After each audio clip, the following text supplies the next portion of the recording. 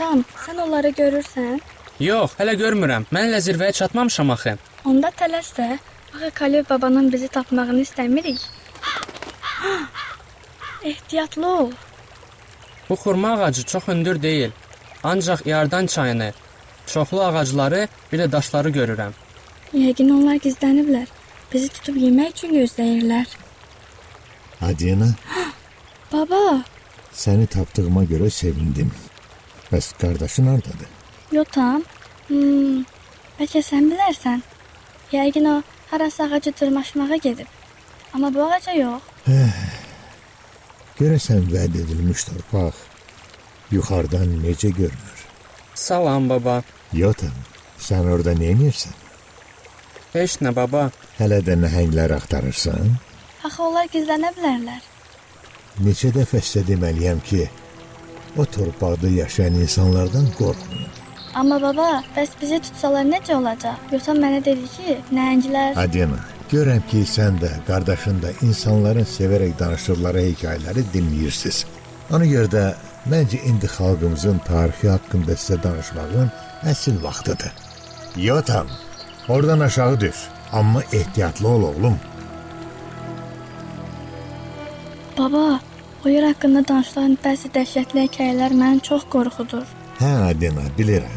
Ona görə də bütün hekayələri sizə danışmaq istəyirəm. Uzun illər əvvəl Allah atamız İbrahimə çox xüsusi vəd vermişdi. O İbrahimin nəsli olan bizlərdən böyük bir xalq yaradacağını, bütün Kənan torpağını bizə verəcəyini vəd eləmişdi. Baba, məncə biz çox da böyük xalq deyilik. Biz yalnız səhrada dolaşmaqla məşğuluq. Sus yotam, mən hekayəni dinləmək istəyirəm. İkiniz də bilirsiniz ki, İbrahim İshaqın atası, İshaq Yaqubun atasıdır. Yaqubun da 12 oğlu var. Beləliklə elə gün gəldi ki, bütün dünyada acılıq oldu. Acılıq nədir? Aclıq yeməyə heç nəyin olmamasıdır. Doğrudur. Beləliklə Kənanda da aclıq başladı. Yaqubla oğulları oradan çıxıb Misir torpağına getməli idilər. Çünki orada ərzaq vardı. Lakin onlar Kənanı tərk etməzdən əvvəl Allah Yaquba söz verdi ki, bir gün onun bütün nəslini vəd edilmiş torpaqlarda yaşamaq üçün geri qaytaracaq. Əvvəlcə Misirdə hər şey onlar üçün yaxşı idi. Yaqubun ailəsi böyük bir xalq olana qədər artdı. Amma sonra Misir padşahlarından biri bizi özünə qul etməyə qərar verdi. Qul eləməyə? Bəli, Onda öz torpağımızın olmaması heç də təəccüblü deyil. lakin Allah heç vaxt nə bizi, nə də bizə verdiyi vədi unutmadı. O bizi əsarətdən qurtaran başçı göndərdi. O Musa idi. Düzdür Adina, məhz Musa vasitəsilə Allah həm Firona, həm də bütün Misirlilərə öz gücünü göstərmək üçün heyrətamiz möcüzələr etdi. Hansı möcüzələri baba? Möcüzələr çox idi Adina. Onlardan biri haqqında sizə danışaram. Biz Misiri tərk etdikdən bir neçə gün sonra padşah Firon bizi buraxma fikrindən daşındı. Bizi yenidən özünə qul edəcəyini düşündü.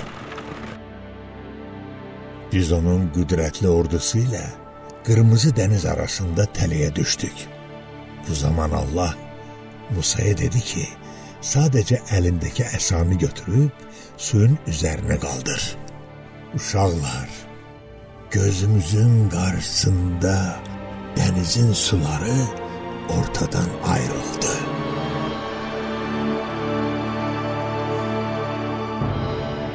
Allah yolumuzu açdı. Hamımız o bir tərəfə keçdik. Amma baba, hamınız düz dənizin ortasından keçdiniz. Bəli, amma biz qarşı tərəfə keçib arxaya baxanda Firon da bütün ordusu ilə dənizi keçirdi. Az qala bizə çatırdılar. Bəs siz nə etdiniz baba? Həmin anda Allah Musaya dedi ki, əsanı bir də dənizin üzərinə qaldır. Musa itaat etdi. Hamının gözü qarşısında nəhəng su divarları Fironun ordusunun üzərini açdı. Deməli, bütün Misir əskərləri boğuldular? Bəli, yotam. Demək olar ki, gördüklərimizə inana bilmirdik. Hamımız rəqs edir, şadlanır. Allahın möcüzəli xilası üçün ona həmdlər oxuyurduq. Biz bir daha Misirlilərə qul olmayacağıq. Bu hekayə çox xoşuma gəldi. Hə, bu hələ başlanğıcdır. Bəlkə düşərgəyə qaydanda yolda hekayəmizə davam edək. Səhradakı həyat təsəvvür etdiyimizdən daha çətin oldu. Tezliklə yeməyimiz bitdi.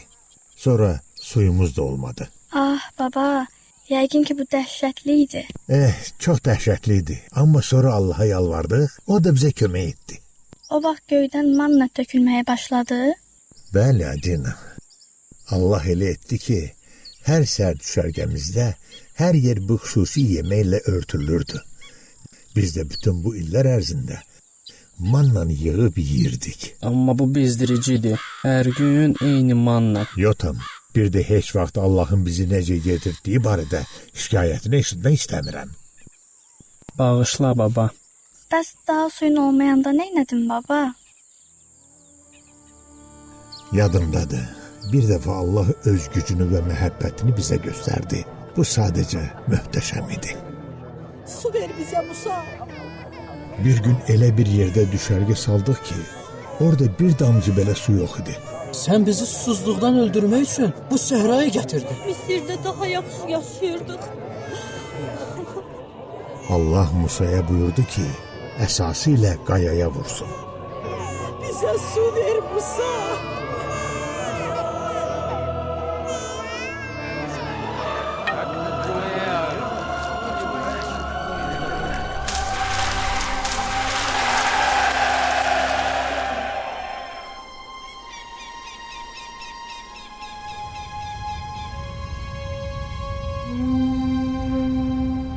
Müqəddəs məskənin Allahın xalqı arasında necə gözəl göründüyünü görürsünüzmü? Baba, o bulud niyə həmişə müqəddəs məskənin üstündədir? O ən müqəddəs yerin üzərindəki Allahın huzurunun bizim üçün bir əlamətidir. Bulud qalxmayınca biz olduğumuz yerdə qalmalıyıq. Amma bulud qalxmağa başlayanda hər şeyi toplayıb onun ardınca gedirik. Ardınca gedə biləcəyimiz buludumuz olduğuna görə çox sevinirəm baba. Bəli, Adina, Allah xeyirxahdır, həmişə də bizimlədir. Amma sizə deyim ki, onun huzuru qorxulu da ola bilər. Məsələn, Sina dağında özünü bizə göstərəndə.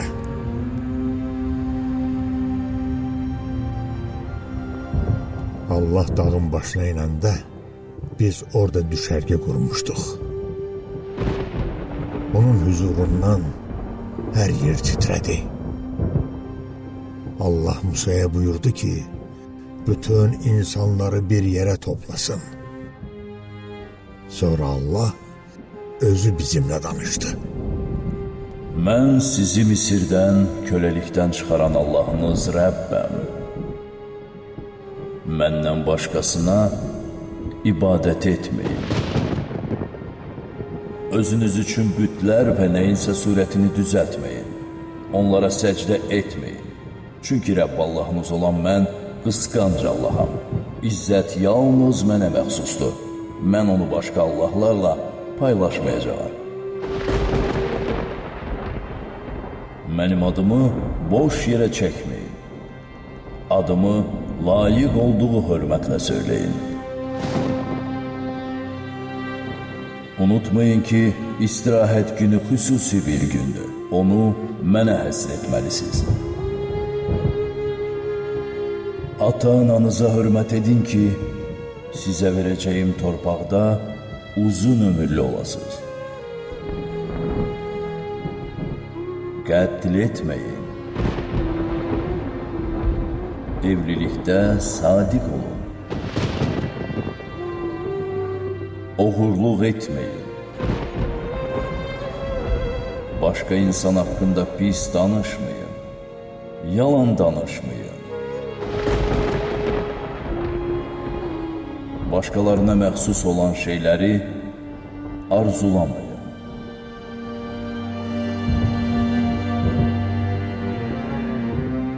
Siz özüm üçün ayırdığım xalqsınız. Ona görə də mənim sizə dediyim kimi yaşamalısınız. Baba, yəqin bütün bunlar səni qorxutmuşdu. Hə, Adina. Biz qorxudan titrəyirdik. Bəziləri isə hətta Allahdan gizlənmək istəyirdi. Amma yenə də onun əzəməti çox gözəl idi. Bilirəm ki, bunu heç vaxt unutmayacağam. Yəqin ki, bundan sonra bütün insanlar Allaha itaət elədilər. Bəli, yaxşı olardı. Amma alınmadı. Qoy sonra nə baş verdiyini danışım. Allah Musanı çağırdı ki, o vaxt ona xidmət edən Yeşo ilə birlikdə Sina dağına qalxsın.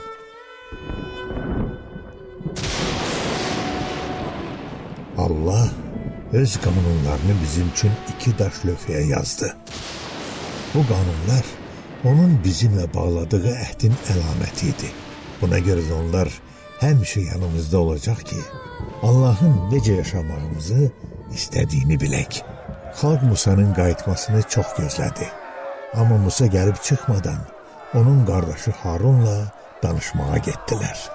Harun, de görək qardaşın hardadır? Musa bizi Misirdən çıxartdı. İndi isə bizi atıb gedib. Musa tezliklə qayıdacaq. Onu və onun Allahını görməyimizdən 40 gün keçib. Hamı sakitləşsin. Yox, yəqin ki, o artıq ölüb. Düzdür. Bəs onda bizə rəhbərliyi kim eləyəcək? Bu səhrada bizi hansı Allah qoruyacaq? Məncə biz özümüzü Allah düzəltməliyik. Biz öz Allahımızı istəyirik. Əgər doğrudan da yeni bir Allah istəyirsinizsə, bizə çoxlu qızıl lazım olacaq. Misirlilərin bizə verdiyi qızıllardan istifadə edə bilərik. Bura baxın, mən bütün qızılları gətirmişəm. Xeyli qızıl toplayana qədər bir çox insan öz zinət əşyalarını gətirdi. Harun bütün qızılları toplayıb əritdi. Sonra dana formasına salana qədər metalın üzərində işlədi.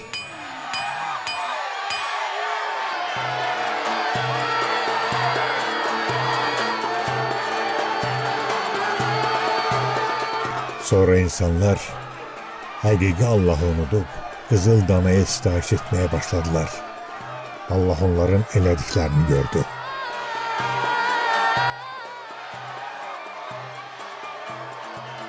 Musa qaydanda onlara qəzəbləndi.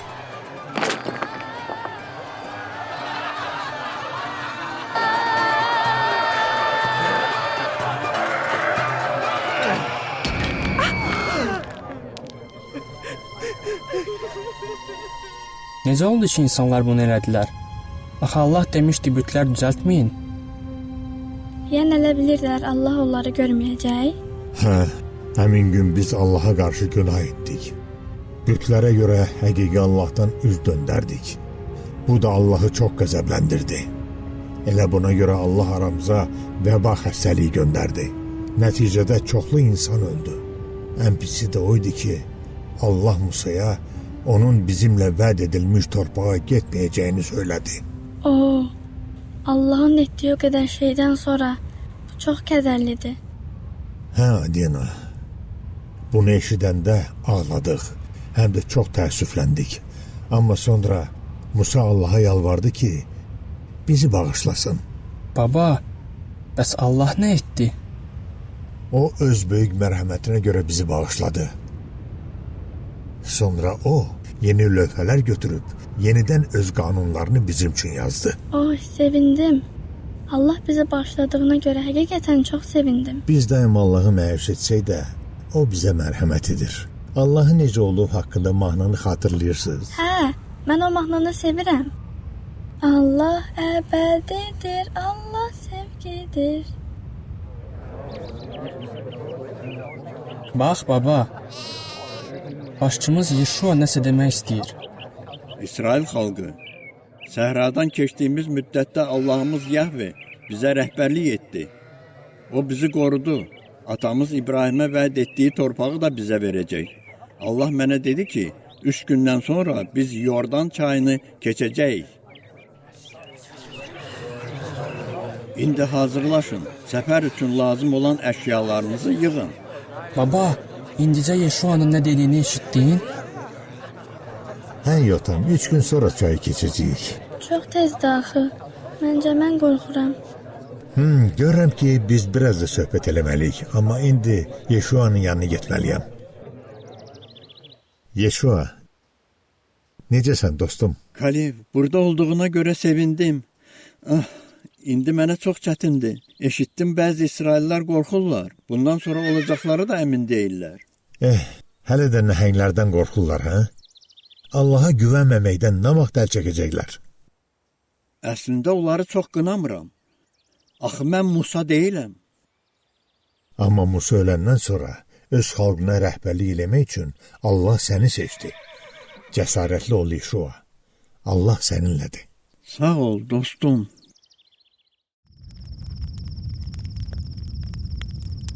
Yotam, Adina. Gecənin bu vaxtında burada nə edirsiniz? Salam baba. Biz sadəcə yata bilmədik. Niyə? Nəsə olub? Amma ancaq vəd edilmiş torpaqdan danışır. Və sonra getmək istəməsək necə olacaq? Siz getmək istəmirsiniz? Axı niyə? Biz həmişə səhrada yaşamışıq. Başqa yerdə yaşamağın necə olacağını təsəvvür də eləyə bilmirəm. Bilirsiniz, Allah ilk dəfə bizə o torpaqlara girməyi əmr eləyəndə hamımız sevinmişdik. Amma sonu kədərli oldu. 40 il əvvəl vəd edilmiş torpağın sərhədlərinə yaxınlaşmışdıq. Musa məni, Yeşuanı və başqa 10 nəfəri seçdi ki, gedib o ölkə haqqında məlumat toplayaq. Hamınız qayıtdığınıza görə çox şadam. Kalev, Kənan torpaqları haqqında nə deyə bilərsən? Oradakı torpaqlar çox zəngin və məhsuldardır. Bax, meyvələr də gətirmişik ki, dadına baxasan. Bu üzümlər nə böyükdür. Deməli Allahın bizə vermək istədiyi torpaq çox gözəldir. Yeşua, sən nə deyə bilərsən? Ölkənin hər yerində çoxlu güclü, qalalı şəhərlər var.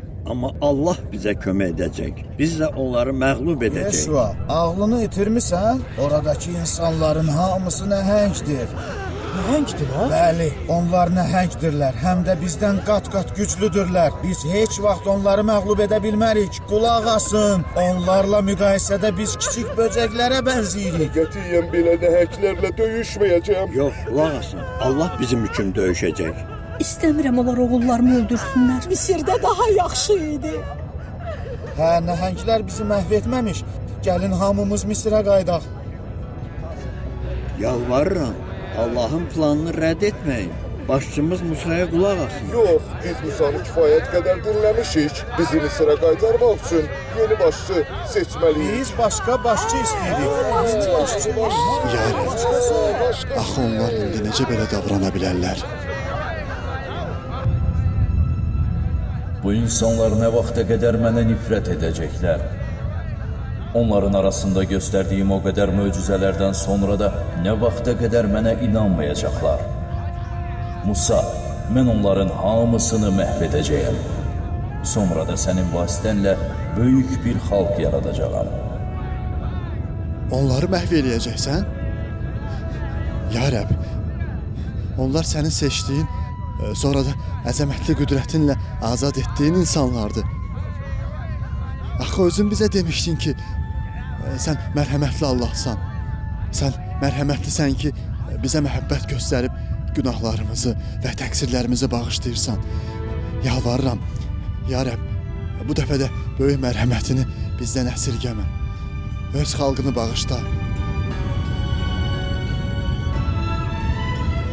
Yaxşı Musa, sənin istədiyin kimi onları yenə bağışlayacağam. Minnətdaram Rəbbim, çox minnətdaram. Ancaq varlığıma and olsun ki, yalnız bu nəslin övladları Yeşua və Kalevlə birlikdə həmin torpağa girəcəklər. Çünki onlar mənim sözümə inandılar. Baba, axı onlar niyə inanmırdılar ki, Allah o torpağı onlara verəcək? Allah onlara qalib gəlməyə kömək eləyərdi. Bütün bu illər ərzində səhrada bu qədər dolanmağımızın səbəbi elə onların qorxusu və inamsızlığı idi. Zaman keçdikcə bütün bu nəsil öldü. Eləcə də başçımız Musa öldü. Bu çox kədərlidir baba. Doğrudur. Amma hekayə bununla da bitmir. Vəd edilmiş torpağa sahib olmaq üçün Allah yeni nəsil və yeni başçı yetişdirdi. O nəsil bizik, baba? Bəli, Yotam. Siz həmin nəsilsiz.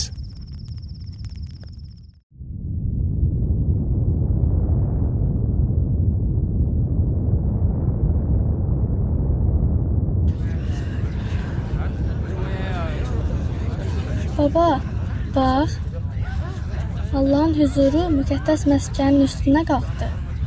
Hə, Adina. Bugün çayı keçib, vəd edilmiş torpağa girəcəyik. Hamı məni dinləsin. Allah mənə dedi ki, bugün o öz gücünü bu nəslə göstərəcək.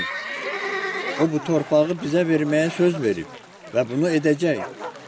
Bugün görəcəksiniz ki, yaşayan Allah hələ də bizimlədir. Əhd sandığı həmişə olduğu kimi qarşımızda gedəcək.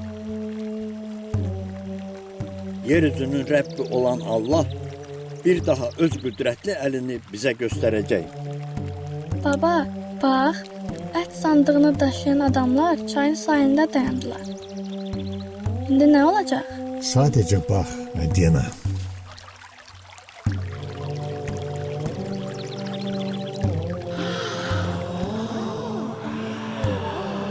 Yotam, bax. Çayın suyu dayandı. Çünki Allah bizim üçün yol açır.